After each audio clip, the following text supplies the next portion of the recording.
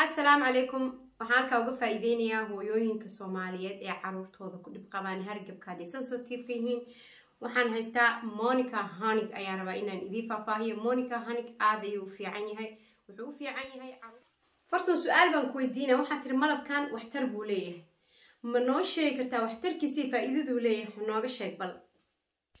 su'aashaada hadii aan kaaga jawaabo malabkan horta magaciisa waxa la lahaa Monica Honey ka lahaa aad ayuu fiican yahay. wuxuu u fiican yahay hooyooyinka caruurta haystaan ee caruurtooda hargabka sensitive u yihiin mar walba ay xanaanada aadaan hargabka ku soo dhaco habeenkii marka hal qaand ay ka siisay ilmahaaga cabursan ama maxaa la dhahaa zaid u qufacayo oo nafisa cunugi xasilooniyo dareema uuna ka seexanaya. mid kale malabkan waxaan ku sii jecelahay aniga siiba shirkadan laftirkeeda waxaan ku sii jecelahay shirkadan waxaan ku jecelahay waa xalaal ku qoran aad ayuu u fiican yahay.